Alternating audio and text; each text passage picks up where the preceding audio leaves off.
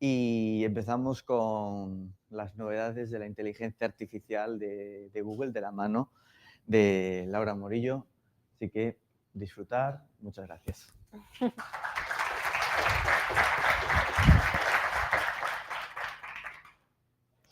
Bueno, pues me presento brevemente, pues soy Laura Morillo Velarde, trabajo como ingeniera de plataforma en una empresa de temas de publicidad contextual online y además soy Google Developer Expert, en mi caso de la rama de cloud. Por ejemplo, no soy experta en la parte de IA, pero a mí lo que me gustaba de esta charla es poder presentar un poco todas esas cositas con las que cuando yo empecé a pelearme con Gemini y con las IAs, me fui encontrando y eran mis momentos de, ahora entiendo esto y ahora sé cómo esto engancha esto. Entonces, durante toda la charla yo lo que quiero precisamente es intentar simplificar todo ese camino para vosotros, para que independientemente de en qué nivel os encontréis ahora en vuestras interacciones con la IA, voy a intentar hablar además más despacio porque sé que tenemos un extranjero por ahí. A ver si consigo hablar despacio porque soy andaluza y no se me da bien bajar revoluciones. Pero entonces eso, para que independientemente de en qué nivel os encontréis vosotros actualmente, pues podáis llevaros algo de esta charla que además podéis aplicar desde el momento cero. Por eso os doy la bienvenida al mundo de Gemini. ¿Qué es esto un poco de Gemini? Por si alguien está en su cueva y no sabe exactamente de qué estamos hablando. Gemini al final tenemos que tener en cuenta que es una familia de modelos, no es únicamente un modelo. Vamos a encontrar que Google trabaja al final con diferentes modelos que los tiene un poco customizados de manera diferente, aparte de que además vamos a tener diferentes versiones dentro de los modelos y van a ser modelos de inteligencia artificial generativa.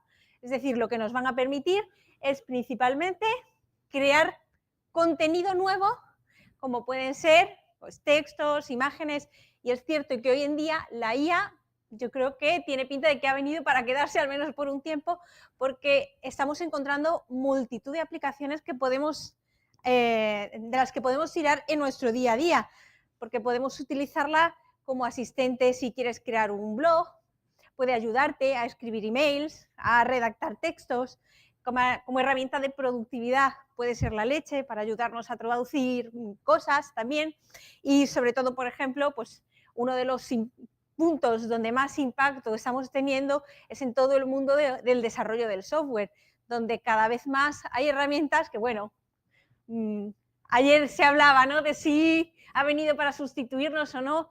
Yo creo que no va a venir a sustituirnos como tal, pero sí que viene a ayudarnos dándonos un empujonazo para que realmente seamos mucho más productivos y podamos olvidarnos de tareas cada vez más sencillas y poder centrarnos en nosotros trabajar en las tareas importantes. La cosa es que Google no fue el primero en llegar, eso está claro. Google incluso había quien decía cuando empezó a lanzar sus cosas que llegaba ya tarde a un mercado que ya alguien había empezado a explotar. Y es verdad que no fue el primero, pero para mí una cosa que hace muy bien Google es que trabaja desde muchos puntos de vista, con muchas herramientas, para poder proveer de herramientas a cualquier perfil de usuario para interactuar con sus cosas. Y eso es bueno por un lado, pero a veces puede ser un poco caótico, porque cuando te metes y dices, venga, quiero hacer algo, ¿con cuál de las 20 herramientas que me ha presentado Google debería hacerlo?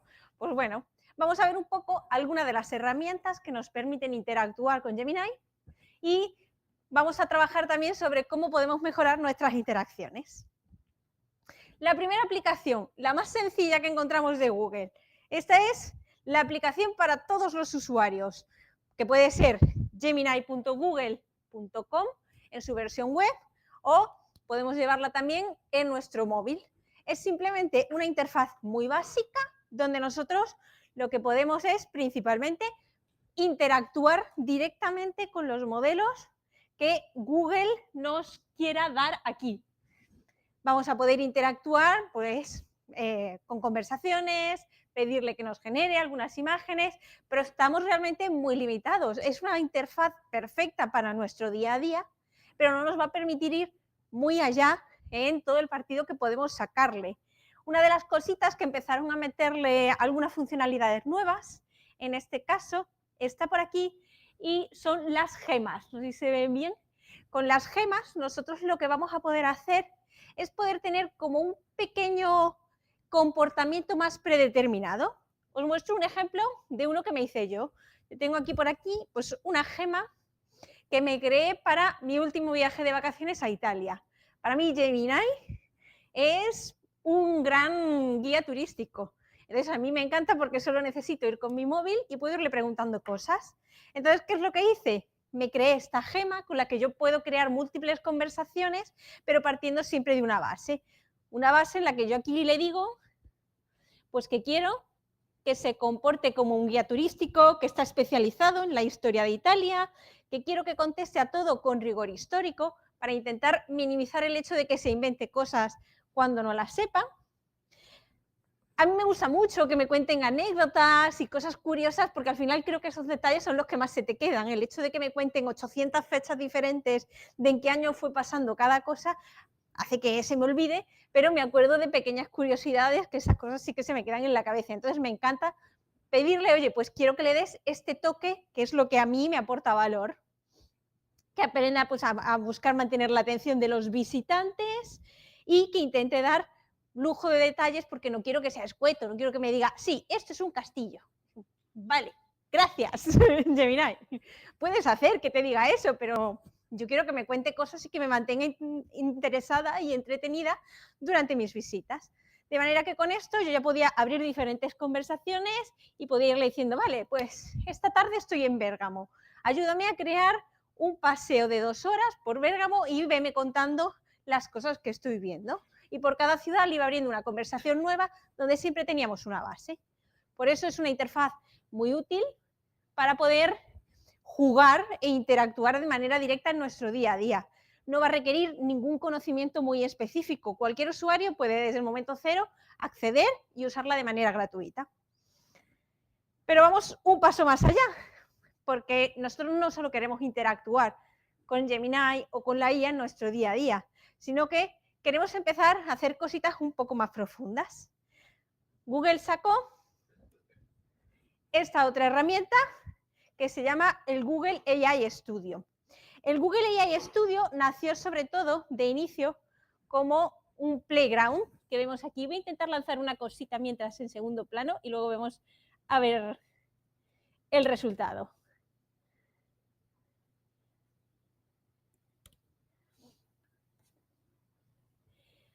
El Google AI Studio nació pues como una pequeña interfaz donde nosotros poder jugar un poco más en profundidad, sobre todo cuando empezamos ya a querer meternos en cosas más de desarrollo. Dentro de la interfaz de AI Studio vamos a poder trabajar con más variedad de modelos, tanto para la generación de texto, para generación de imágenes, generación de vídeo, y además vamos a poder empezar a tunear pequeñas cosas que van a hacer que se modifique el comportamiento de estos diferentes modelos que vamos a utilizar.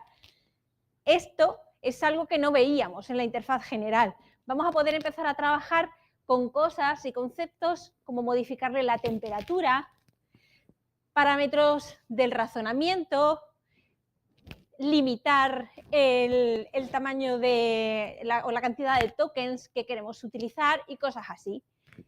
No os preocupéis si estos parámetros os suenan a chino porque luego quiero que precisamente aprendamos un poco y hablemos sobre ellos para que podáis jugar con ellos y utilizarlos en vuestro día a día también. Pero además una de las cosas donde han empezado a darle muchísimo... Uy, que no, se me ha ido internet. Ahí está. Han empezado a darle muchísimo uso es a poder tener una herramienta rápida de prototipado. De manera que si tú dices, quiero intentar hacer una idea, que puede ser un poco más loca o un poco menos loca con IA, como he intentado hacer yo aquí, vamos a permitirle el micrófono, y como yo no hablo gallego, pues le he pedido a la aplicación con un prompt que me genere una app para traducir en tiempo real al gallego lo que yo digo en castellano. Le doy indicaciones de cómo quiero que se realicen esas interacciones y vamos a ponerla a prueba. Uy, algo no le está gustando. Ha detectado un fallo pero nos lo va a arreglar él mismo. Se trata de, al final, una herramienta donde nosotros vamos a poder ver el código que está generando, pero tenemos que tener en cuenta que lo que nos está generando aquí, al final es un prototipo para que podamos jugar de manera rápida, no es algo que directamente debemos llevar a producción.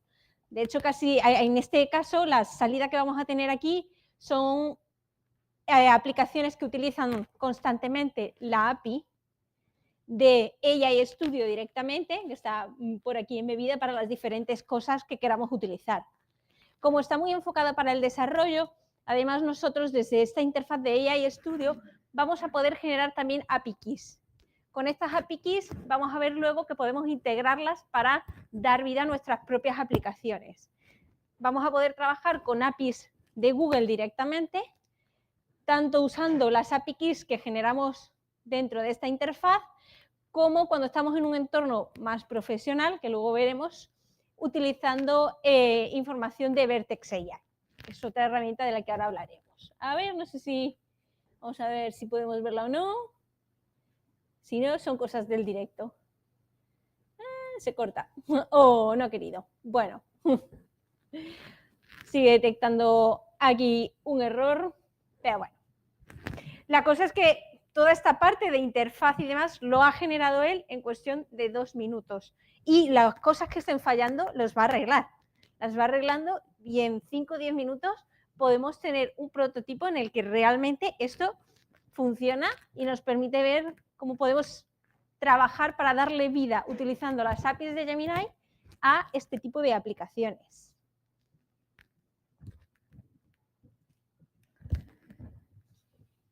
Y cuando estamos hablando de este desarrollo de aplicaciones, pues lo mismo os suena haber oído esta semana hablar de Antigravity. Antigravity lo que es al final un editor de código que tiene completamente embebida la IA de Google que nos permite desarrollar al completo. Tenemos que pensar que son herramientas diferentes. El mismo prompt que yo he utilizado en AI Studio, si yo se lo paso a Antigravity, me va a generar algo completamente diferente. Antigravity sí está más pensado para desarrollar completamente desde cero, ayudándonos de Gemini trabajando en modo agente, que luego vamos a ver un mogollón de temas sobre lo que son los agentes y cómo funcionan. Pero si yo le doy el mismo prompt, que hemos visto que lo que nos genera es principalmente en AI Studio, pues una aplicación básica, casi al 100% todo frontal, utilizando las propias APIs de AI Studio, si yo le doy ese mismo prompt aquí, es posible que por detrás ni siquiera me utilice Gemini. No lo he traído ahora ya hecho, pero sí que hice la prueba y, por ejemplo, se dedicaba a meterme librerías open source, como yo no le he metido ninguna restricción en cuanto a qué librerías tenía que utilizar, yo solo le digo qué quiero que haga y no con qué tecnología. Me metía herramientas open source para hacer la traducción de castellano a gallego. Me metía herramientas open source también incluso para reproducir con voz el texto que yo estaba diciendo. Entonces, y además me creaba aplicaciones normalmente donde ya me ponía tanto un frontal como un backend para que yo pueda desplegarla completamente en producción. Entonces, tengamos en cuenta que al final, sobre todo, AI Studio va a ser una herramienta muy para prototipado rápido, pero si queremos buscar herramientas para hacer algo que vaya más allá de un prototipo, de jugar y experimentar con la IA, es mejor que usemos otro tipo de herramientas, como en el caso para el desarrollo Antigravity o también Vertex AI. Vertex AI es toda una sección dentro de Google Cloud donde vamos a tener mogollón de opciones. Aquí vamos a poder interactuar con los modelos, como veíamos antes también. Vamos a poder configurar cosas de el parametrizado de los modelos. Vamos a poder desplegar estos modelos, pero también vamos a tener mogollón de herramientas que nos permiten trabajar no solo con los propios modelos de Google, sino con modelos o diferentes familias de modelos como los de Anthropic, los de Meta, los de Hugging Face. Vamos a tener secciones que nos permiten meter datos nuestros para hacer entrenamientos desde cero. Vamos a tener herramientas que nos permiten, una vez entrenado un modelo, servirlo en producción para poder utilizarlo desde nuestras aplicaciones. Es una herramienta súper completa que está ya más pensado para cuando queremos dar el salto más a profesionalizar todo lo que estamos haciendo. Porque además también hay otra cosa que es curiosa dentro de Google. Al final, todas estas herramientas, todas estas maneras de interactuar con lo que parece que por debajo es el mismo modelo de Gemini, están llevadas por diferentes equipos y hay una cosa que debemos que aprender y es que estas diferentes herramientas llevan asociadas también diferentes condiciones de uso.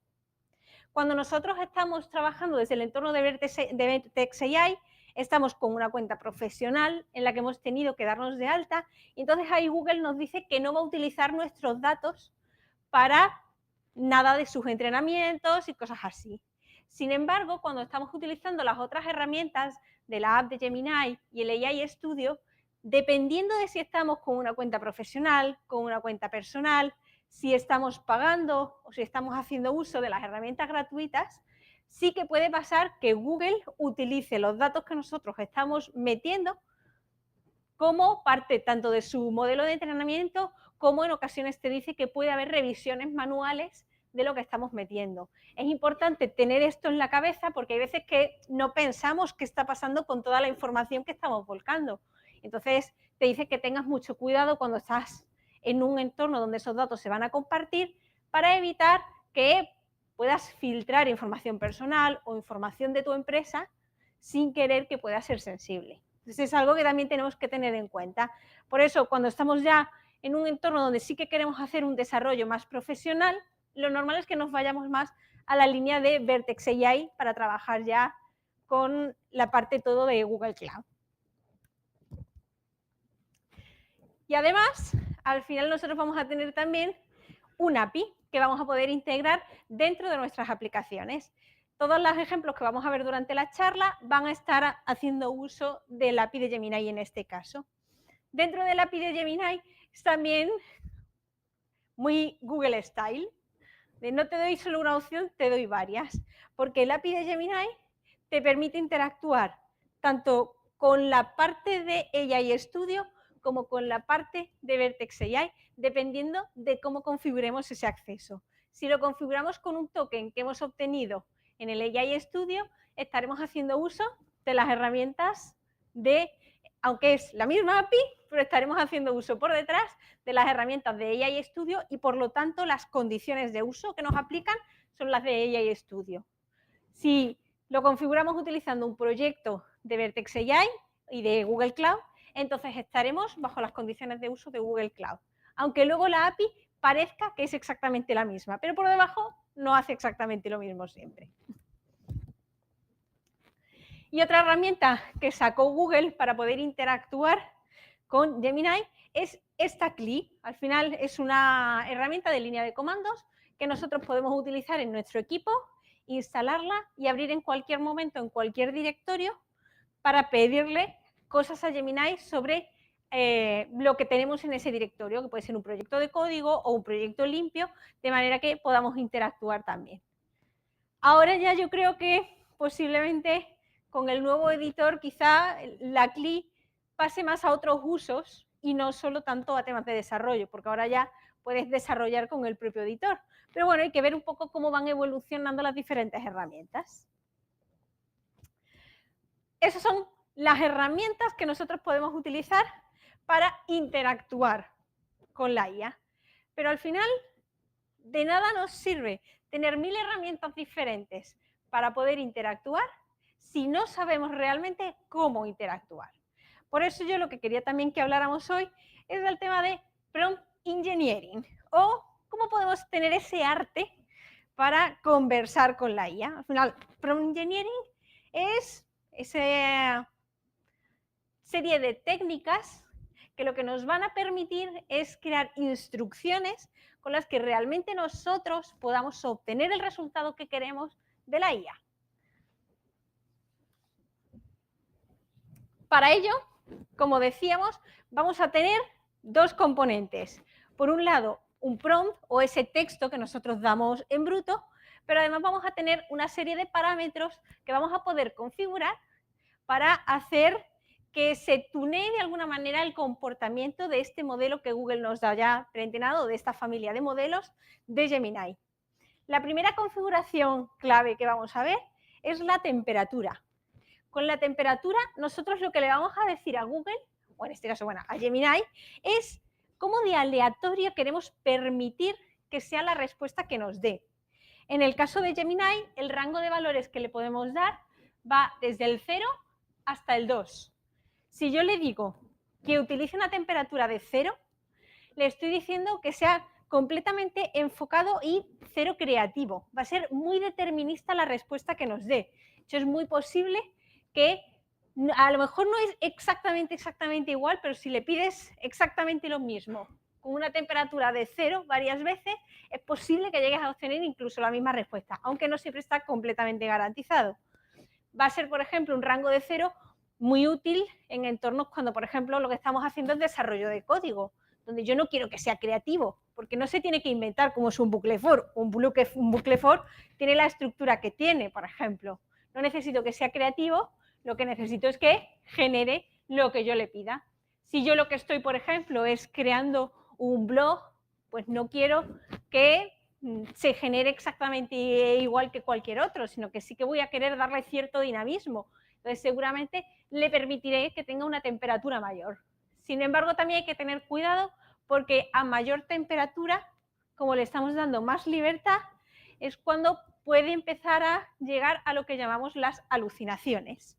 Como le estamos dando una mayor aleatoriedad al resultado que queremos obtener, pues puede pasar que de repente se invente cosas que no deberían estar ahí y acabemos con manos de 6 dedos o de más, o con 3 brazos, o con textos que luego cuando los lees dices es que no tiene mucho sentido. Otra de las configuraciones claves que podemos utilizar y que es un poco más rara de entender es el top P o el nucleus sampling. Al final, estas IAs generativas se basan en probabilidad y lo que van haciendo es que van componiendo una salida en base a decidir, oye, pues si yo tengo la, ¿cuál es la probabilidad de que la siguiente palabra o el siguiente token sea perro? Pues no casa mucho, porque la perro no casaría. Puede ser la gata o la perra, pero no puede ser perro, no encajaría. Con el top P, nosotros lo que vamos a poder hacer también es limitarle un poco esas palabras sobre las que él va a poder ir eligiendo a continuación. Supongamos que lo que estamos haciendo es una pizza. Vamos a olvidarnos un momento de la IA. Si tú vas a hacer una pizza, hay una serie de ingredientes que son más probables que le vayas a añadir. Y me pregunto, ¿cuál es la probabilidad de que le añadas salsa de tomate? Pues seguramente 50%, porque la pizza o lleva tomate o una pizza bianca. Entonces vamos a decir que el tomate es 50%. Queso, pues posiblemente un 30% le vas a añadir queso. Anchoas, pues ahí a lo mejor es un 5%. Piña, ahí entramos en tema delicado. Vamos a decir un 10%, un poco más que las anchoas, pero poquito. Entonces, si yo cojo todos mis ingredientes y los ordeno por la probabilidad que tengo de que le dé, pues de que lo ponga a mi pizza, pues tengo el tomate, el que más, con un, pues eso, un 40%, con un 30% queso, eso ya me suma 70% de probabilidad. La siguiente opción de ingrediente, pues la piña, un 10%. La siguiente, las anchoas, un 5%. Y los ordeno por prioridad. Pues con el top P, yo lo que le voy a decir es hasta qué punto quiero que considere. Si yo le digo que me considere únicamente hasta un valor de 0,5, cuando la probabilidad sumada llegue a 0,5, todo lo demás no lo va a considerar. De manera que esos ingredientes que son más raros de encontrar en una pizza, no los va a considerar a la hora de hacer mi receta. Va a hacer eso mismo, pero en este caso pues con token y palabras, de manera que las palabras que sean más raras de que encajen dentro del contenido que está generando, no las va a considerar y las va a ignorar. Y en base a la temperatura y a la aleatoriedad que le hayamos permitido con la temperatura, seleccionará dentro del rango que sí que le estamos permitiendo. Nuevamente, si le damos valores muy altos de top P, podemos llegar a tener esas alucinaciones en las que se inventa cosas que no terminan de cuadrar, y si le damos un rango muy bajo, como va a tener muy poquitas tokens sobre los que ir eligiendo, es posible que el contenido sea más repetitivo. Y el siguiente, que este ya sí que es mucho más fácil de entender. Ups. Se trata de la cantidad de tokens que nosotros queremos que utilice. Al final, estas guías se están basando en tokens. Podemos intentar asumir que un token es una palabra, pero no siempre se va a cumplir. Entonces, tengamos en cuenta que un token no siempre es igual a una palabra, pero nos da una idea de lo que estamos hablando, al final del tamaño del contenido que nosotros le damos o que queremos que nos genere de vuelta. Y al final la mayoría de las limitaciones que tenemos a día de hoy cuando estamos interactuando con las guías están ligadas a qué cantidad de tokens podemos utilizar, bien en el free tier o cuando nos empiecen a cobrar, cuánto nos cobran por cada token que procesamos. Por eso puede ser interesante a veces limitar la cantidad de tokens de salida que queremos que nos dé, porque si yo lo que quiero es obtener una respuesta corta y no le limito, pues hay veces que son verbosas, pero a más no poder. Y si yo quiero que me resuma en 3 líneas un texto de 400, si yo lo dejo libre, pues a lo mejor en lugar de darme 3 líneas, me da 80 y me sobran realmente 77. Por eso, si nosotros vamos jugando con estos límites, podemos controlar también el gasto que estamos haciendo con nuestras guías. Tenemos las herramientas para interactuar, tenemos los parámetros básicos. Vamos a hablar ahora un poco de ese texto en general que nosotros damos y de qué técnicas podemos utilizar para que sea más efectivo.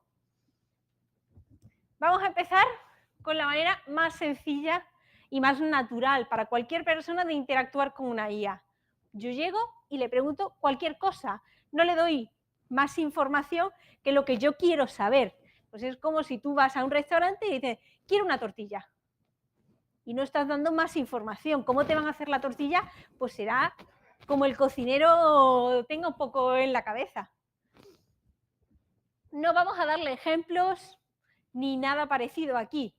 Es una interacción directa que sirve muy bien para tareas para las que ya está programada, para traducir, por ejemplo, un texto del español o del castellano al gallego, pues yo no tengo que darle más información porque Gemini ya sabe cómo se traduce. Por ejemplo, para resumir un texto, pues posiblemente tampoco tengo que darle más información.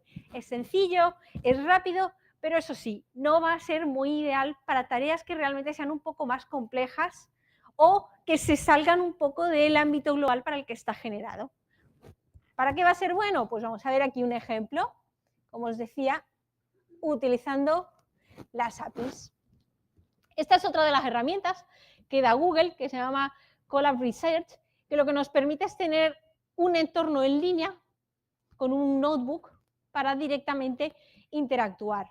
Aquí yo lo que estoy haciendo es que me he configurado ya una API key que cogí de AI Studio para poder interactuar con esta librería de GenAI, que es la que utilizamos para interactuar con Gemini. Entonces, me instalo mis dependencias. Como os comentaba, realmente la librería podemos configurarla bien con API Key de Google y estamos utilizando las APIs de AI Studio, o podemos configurarla con un proyecto y con un poco de configuración de Google Cloud y estaríamos utilizando el cliente de Vertex AI. Yo aquí voy a estar trabajando con AI Studio. De momento. Y vamos pues a un ejemplo de un prompt muy básico de Zero Shot, donde yo no tengo que decirle nada. Yo quiero que, por ejemplo, me escriba un poema que trate sobre el océano y que tenga únicamente 4 líneas. Como es un poema, pues decido jugar un poco con la temperatura y con el top P. le digo que el top P lo deje en 0,75 para que limite un poco las palabras así más raras, pero que todavía tenga cierta creatividad. Y de temperatura se la pongo alta, a un 1,8, porque quiero que sea una tarea creativa, no quiero que sea repetitiva. Estoy utilizando ya el modelo Gemini 3 Pro Preview, que salió hace 2 días. Le doy el prompt que he generado aquí, que es el de escríbeme un poema, y le paso la configuración que he definido para el top P y la temperatura. Lo ejecutamos y vamos a ver qué poema tan bonito nos genera. A ver, a ver. Bueno, the waves roll in with rhythmic might, reflecting stars through the night, a vast expanse of endless blue, bla, bla, bla, bla, bla, bla, bla. Muy bonito. Lo ha generado él solo, no teníamos que darle más indicaciones, es una tarea sencilla que pueden hacer sin mucha más problemática, fácil y directo, genial. Pero como decíamos, no es apto realmente para tareas más complejas. Cuando empezamos a tener tareas más complejas, es posible que queramos empezar a trabajar con lo que llamamos one shot, few shot prompt. Con al final es uno o varios, lo que vamos a querer hacer es darle ejemplos de respuestas que estamos esperando a nuestra API, perdón, a nuestro prompt. Aquí es, pues, que se va adelanta. Es como si yo, bueno, aquí tenemos la analogía de la comida, pero podemos dejar la comida un rato, aunque lo bueno es que hemos comido hace poco, pero vamos, para que no entre mucha hambre. Cuando vas a la peluquería, por ejemplo, tú le puedes intentar explicar al peluquero o a la peluquera lo que quieres, pero muchas veces si llegas y le dices, esta foto, quiero algo así, no le tengo que explicar, quiero que me cortes las puntas a esta altura, que me dejes los pelos de punta aquí, que el flequillo no sé qué. No, quiero esta foto, te estoy dando un ejemplo, es mucho más directo. Lo único, eso sí, obviamente, de lo que dependemos es de que el peluquero o la peluquera entienda por la foto. Entonces, eso está claro. Por eso, si yo en lugar de darle un ejemplo, le doy varias fotos, pues ya puede coger el patrón, decir, ah, vale, pues quiere un corte de esta manera o de esta otra.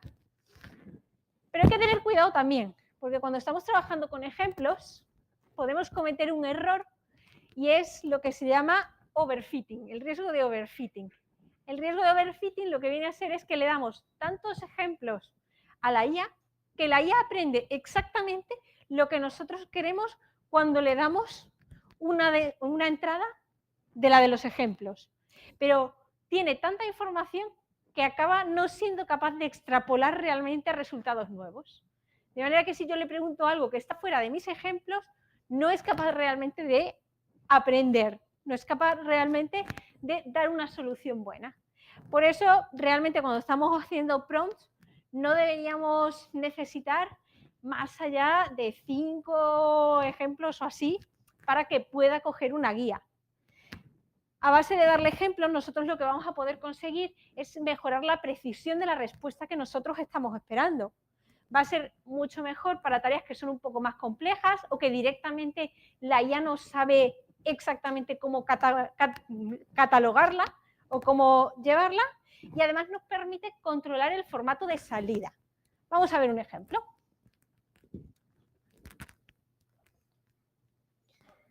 Yo le digo que quiero que mi IA lo que escriba sean títulos de películas o de series de televisión con emojis. Y le doy ejemplos de, a ver, ¿a qué me estoy refiriendo yo con hacer un título de película con emoji? Pues si, por ejemplo, la película es Harry Potter, yo la representaría así. Si la serie de televisión es Lost, yo la representaría así. Y ahora le digo, vale, dime tú cómo representas Pesadilla antes de Navidad. Le paso el prompt y vamos a ver qué nos da.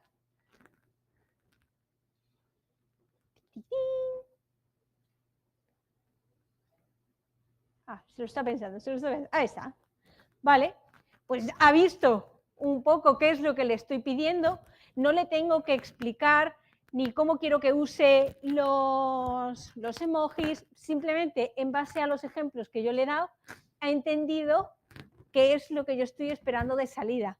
Entonces, hay veces lo que se dice de una imagen vale más que 1000 palabras, pues en el caso de los ejemplos también puede ser mucho más útil que dar un prompt súper verboso donde intentes explicar de palabra todo lo que quieres.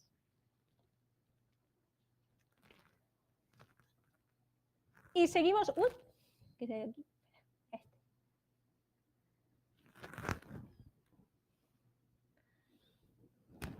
Y seguimos viendo técnicas para mejorar nuestras interacciones con la IA.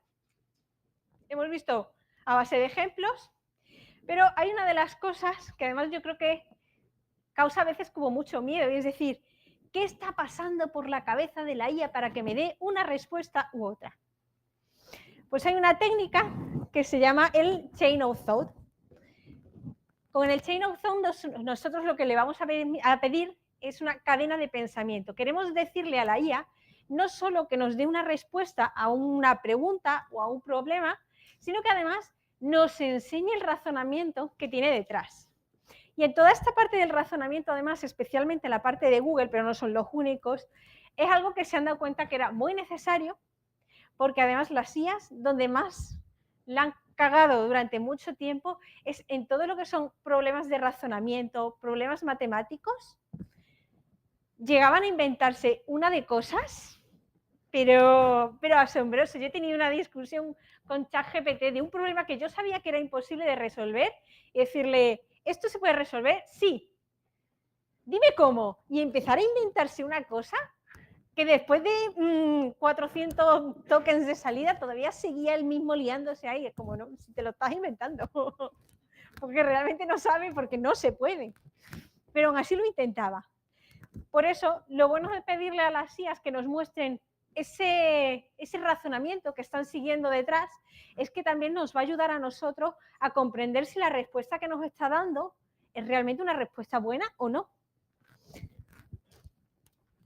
Tiene una desventaja y es el hecho de que tenemos que consumir más tokens de salida para que nos muestre ese razonamiento. Vamos a ver ejemplos y aquí vamos a jugar además con diferentes versiones de Gemini. La primera versión que voy a utilizar es Gemini 2.5 Flash. Esta versión vamos, de la prehistoria, la sacaron en mayo. Lo que viene a ser la prehistoria de las IAs ya. Como os digo, Google ha ido modificando mucho ese comportamiento de pensamiento. En las versiones 2.0, si no recuerdo mal, que eran las de principios de año, ese procesamiento del pensamiento no les llevaban siempre asimilado. Podías pedirle a los modelos Pro que sí que lo usaran, pero en los modelos por defecto no estaba. Y eso hacía que se equivocara mucho más. A partir de la 2.5, Google empezó a meter por defecto ese razonamiento. Por eso, un parámetro que voy a utilizar aquí es decirle que quiero desactivar ese razonamiento. Quiero preguntarle algo y que me dé una respuesta sin tener por detrás ese budget de razonamiento. Y le doy una pregunta que viene a ser, cuando yo tenía 4 años, mi pareja tenía 3 veces mi edad. Ahora que tengo 20 años, ¿qué edad tiene mi pareja? Y le digo que me devuelva únicamente una respuesta. Y me dice 28. Lo tiene muy claro esta vez. Uy, ahora 26. Ups. Volvemos a 28. 24. ¿Con cuál nos quedamos? ¿Cómo sabemos cuál es la buena o cuál es la mala? Pues está complicado. Vamos a misma configuración del modelo, mismo budget de pensamiento desactivado. Le pregunto exactamente la misma problemática, pero le pido que me dé el razonamiento a su respuesta. Entonces, ahora obviamente, en lugar de darme solo un número, me va a dar un parrafito donde me lo va a explicar, pero voy a tener más contexto de su respuesta. Me dice, vale, pues vamos a partirlo, vamos a encontrar primero cuál es la diferencia de edad. Calcula que la diferencia de edad está metiendo aquí dólares, curiosamente, es lo que pasa, a veces se les va un poco la pinza en algunas cosas, pero el cálculo que lo está haciendo sí está haciendo correcto, calcula que la diferencia de edad es 8, entonces si la diferencia de edad es 8, la respuesta es 28. Había acertado antes en algunas de las ocasiones, pero claro, ¿y cómo sé en cuáles está acertando y cuáles no? Pues es complicado. Por eso el hecho de pedirle que nos dé este razonamiento nos ayuda a nosotros a poder comprender si el resultado que nos está dando es válido o no. Como os comentaba, en los modelos nuevos han ido incluyendo cada vez más esa capacidad de razonamiento directamente. Por eso normalmente, si yo ya le pregunto directamente a Gemini con una versión nueva, incluso aunque le diga que me devuelva únicamente la respuesta, como sí que le estoy permitiendo que utilice aquí, no se lo estoy desactivando de ninguna manera, ese budget de pensamiento, siempre es posible que me dé un valor bueno. Y que me dé siempre 28. Está tardando un poquito en contestar otras veces, pero bueno. Pero al final, esta herramienta es una herramienta muy importante porque aquí estamos viendo Gemini, pero estas técnicas realmente las podéis utilizar con la herramienta de inteligencia artificial y con el modelo que queráis. Y cada modelo pues estará tuneado por debajo de unas maneras o de otras. El hecho de que vosotros uséis estas herramientas os va a ayudar a mejorar las interacciones con cualquier modelo, no solo con Gemini. Vamos a ver otro ejemplo y otra técnica.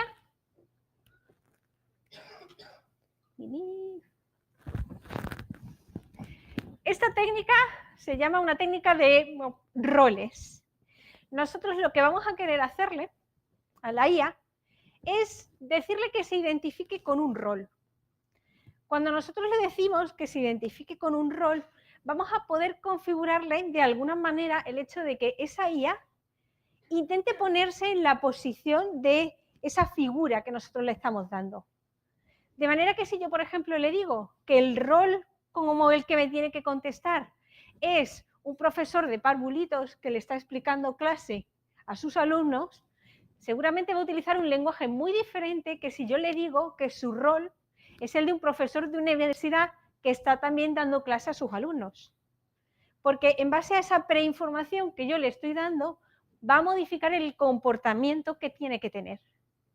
Es una técnica que va a ser muy útil para poder mejorar el tono y el estilo de la salida que nosotros esperamos. No es lo mismo si yo quiero que me dé una respuesta formal, si yo quiero que al contrario, que me ayude a simplificar términos y que aterrice cosas si se las quiero explicar a niños de 4 años.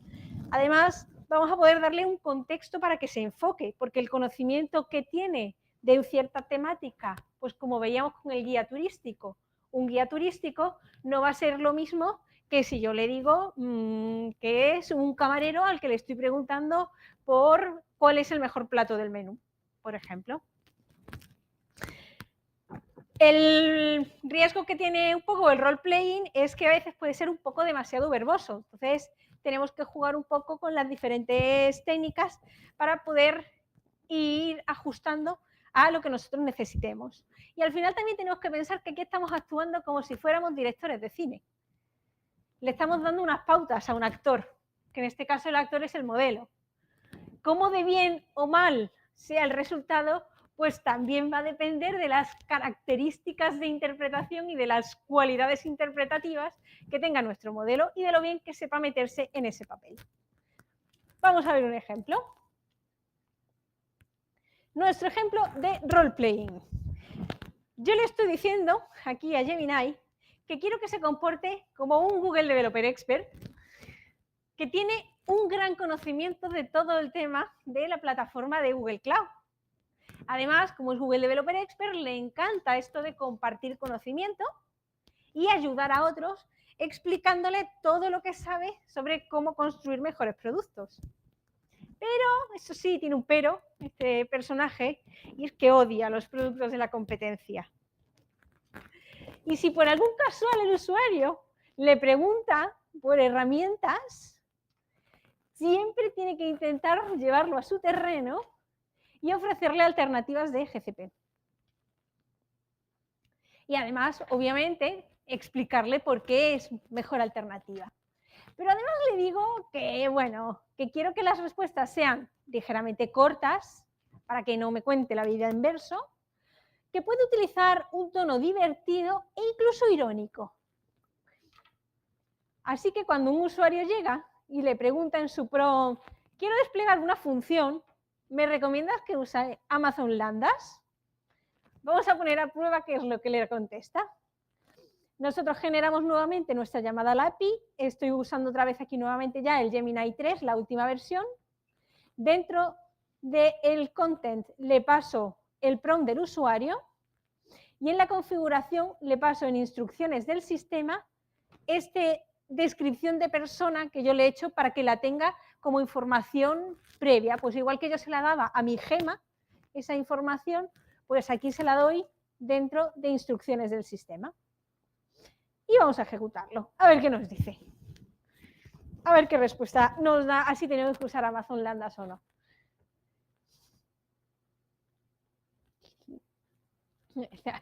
Oh, please. Do you also enjoy dial up internet and waiting in line at GMV? Vale, bueno, si quieres pasarte la vida configurando roles de IAM solo para poder imprimir un Hello World, adelante. Piérdete en la jungla del Amazonas. Le ha salido bien lo de la ironía y demás.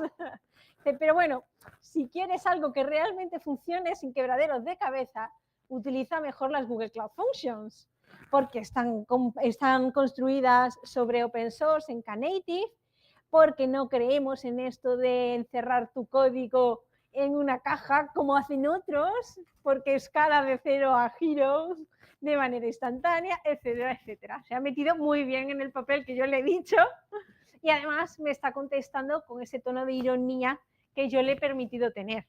Si yo lo que quiero es un tono serio, obviamente, porque vaya a ser para un uso profesional, pues puedo configurarle también y limitarle esas cosas diciéndole cómo tiene que ser su comportamiento.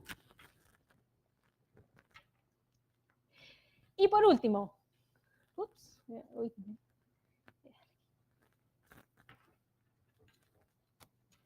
el ejemplo que vamos a ver, que es ya un paso más allá y que es un poco más complejo y que a lo mejor también os suena de haber oído hablar un término que se utiliza mucho, que es RAG a veces. ¿Qué es esto del RAG? Se llama el Retrieval Augmented Generation, que es un bonito palabra. Al final, con RAG nosotros lo que vamos a buscar es poder combinar un conocimiento X con un modelo que ya existe, como en este caso los modelos de Gemini. De manera que yo pueda o bien limitar la banda de conocimiento sobre la que quiero que Gemini interactúe cuando yo le estoy preguntando cosas, o bien porque yo lo que tengo es información privada a la que Gemini no ha podido acceder. Si yo tengo mi propia base de datos de productos de mi empresa o información sensible de cualquier tipo que no está abierta al público, por lo tanto Gemini no la conoce, pero yo quiero poder interactuar con Gemini y con esa información vamos a utilizar estos modelos de RAG para poder proveerle como contexto nuestra información extra y que la use a la hora de darnos una respuesta. Va a ser ideal para poder dar, por ejemplo, también información actualizada, porque todos estos modelos al final están entrenados con fechas que son un poco más antiguas. Ahora mismo, por ejemplo, Gemini 3 creo que cortó el flujo de conocimiento, no sé si era enero o en enero era el modelo anterior. Es decir, cosas nuevas que hayan salido es posible que no las conozca per se, porque los datos con los que se ha entrenado eran datos hasta antes de esa otra fecha. También si queremos darle, pues eso, información muy específica de un dominio que no tiene, o queremos evitar un poco y poder limitar de alguna manera el que tenga alucinaciones y se invente cosas. Lo malo, eso sí, es que obviamente vamos a tener que generar un setup bastante más complejo para esto. Vamos a ver dos ejemplos de RAG. Uno muy sencillo, donde suponemos que esta es la información extra que yo quiero. Es información de una empresa ficticia que ha sacado dos productos, el producto alfa y el producto beta, y doy información, tengo aquí información de esta empresa, de cuándo lanzó los diferentes productos, de en qué consistían. Entonces, supongamos que esta es esa información privada de la que hablamos, sobre la que yo quiero interactuar, a la que Gemini no ha podido tener acceso antes. Y tengo una pregunta de un usuario que quiere saber cuáles son las principales ventajas del producto beta. y también saber cuándo fue su fecha de lanzamiento. Pues yo lo que hago es que al final genero, en lugar de pasar directamente como prompt cuál es la pregunta del usuario, voy a generar un prompt donde yo le doy, por un lado, aquí un poco de información extra de cuál es su rol. Le digo que es un asistente al cliente que tiene que limitarse a responder con exclusivamente la información del contexto que le voy a dar. Y se la embebo dentro del propio prompt ese contexto. Y luego le digo cuál es la pregunta del usuario. Se la lanzo y vamos a ver un poco qué nos dice sobre esto. A ver. Entonces yo le estoy teniendo que dar tanto la información de mi contexto sobre la que yo quiero que conteste, como la pregunta del usuario. Y bueno, pues me responde diciendo que la principal ventaja es que tiene menores costes de facturación y que se lanzó en el Q3 de 2023.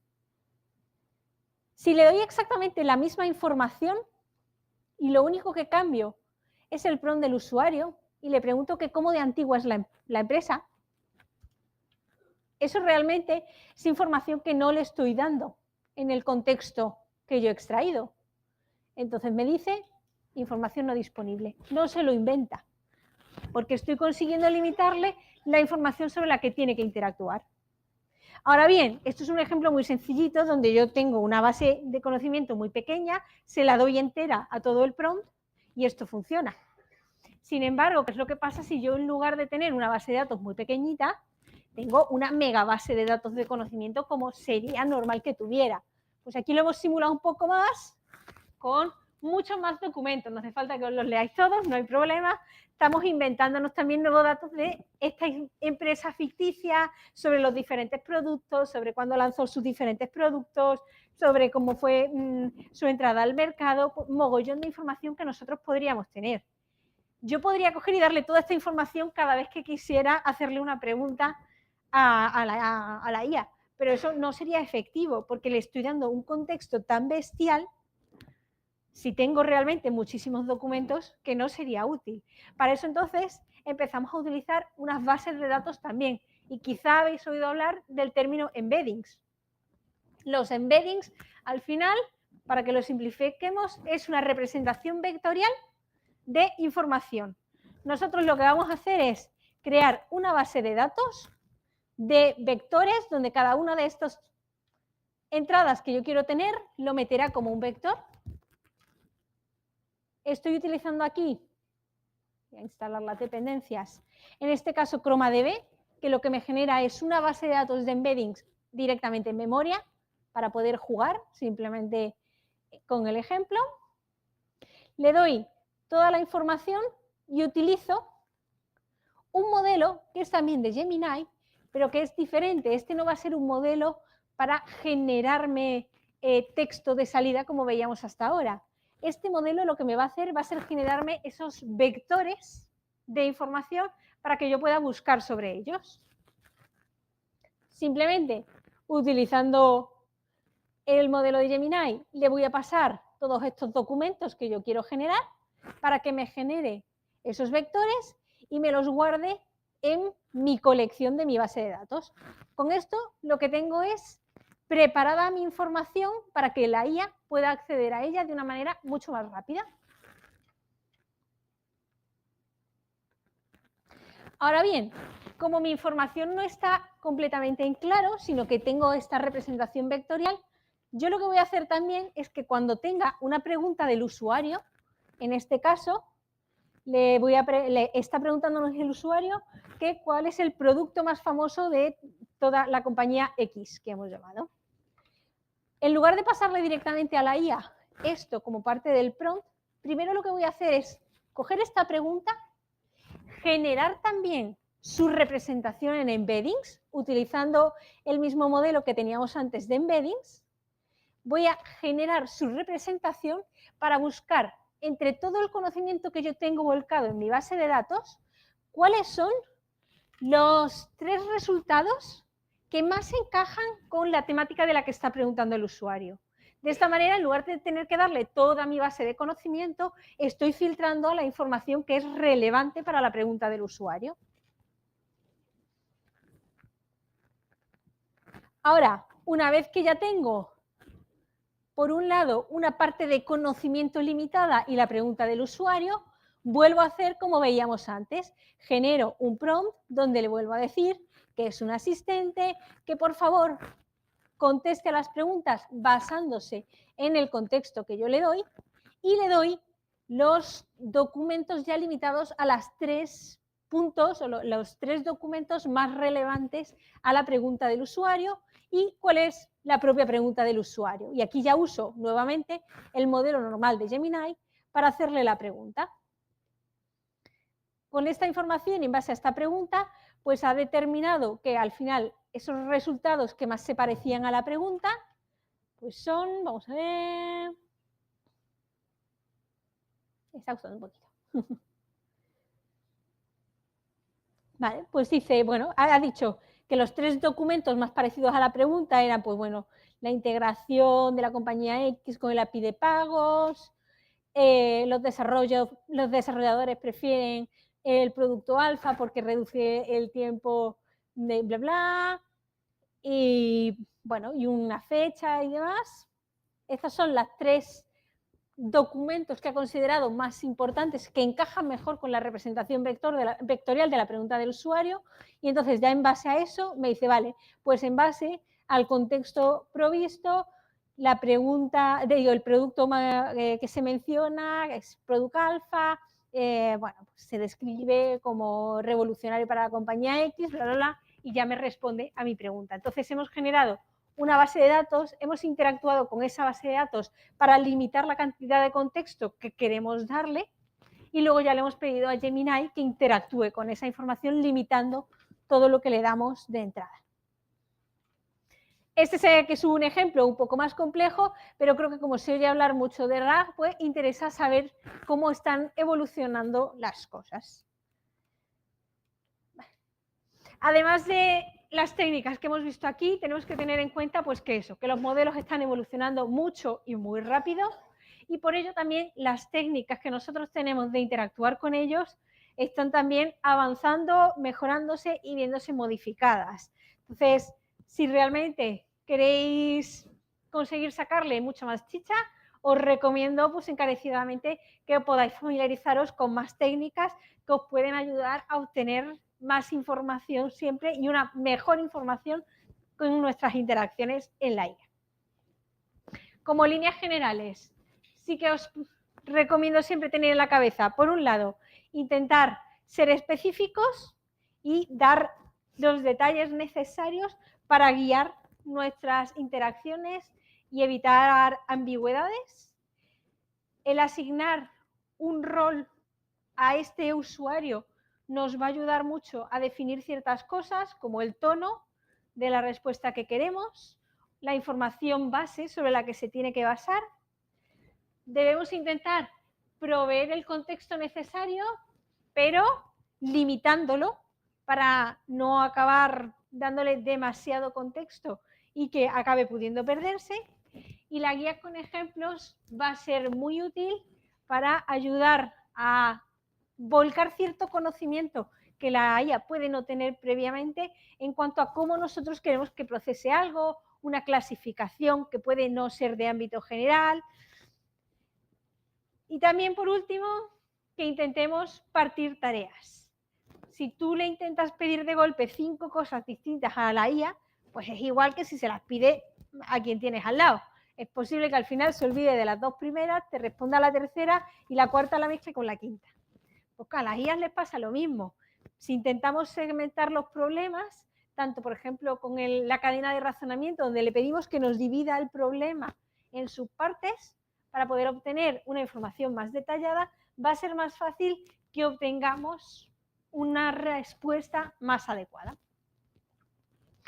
Aquí tenéis algunos enlaces de pues algunos papers que hablan sobre prompt engineering, una guía bastante interesante que publicó Google con la gente de Kaggle para una especie de mini curso de 5 días para ir trabajando sobre técnicas de prompt engineering y mejorar las interacciones, que además todos son enlaces gratuitos, un curso de Coursera y también la documentación de AI de Google sobre los embeddings, por si queréis trabajar más sobre esto. Si alguien quiere las slides también, me podéis escribir sin problema. Tenéis ahí mi Instagram, mi correo electrónico y, bueno, mi ex, por poner también alguna red social más. Y no sé, bueno, ya creo que me he quedado sin tiempo. Muchísimas gracias. Espero que esto os haya ayudado a mejorar vuestras interacciones y que tengáis un poco algunas pistas más para decidir cómo poder ir interactuando para que realmente todas esas interacciones que al final acabamos teniendo hoy en día con las IAs sean lo más provechosas posibles y podamos obtener un rendimiento de, al final, la cantidad de medio ambiente que estamos destruyendo con las IAs por el camino, para que así sea más efectivo todo. Muchísimas gracias y, bueno, igualmente pues me quedo por aquí por la comida sin problema. Si alguien tiene dudas, si queréis hablar de lo que sea, pues podemos hablar en la comida. Muchísimas gracias por venir hoy.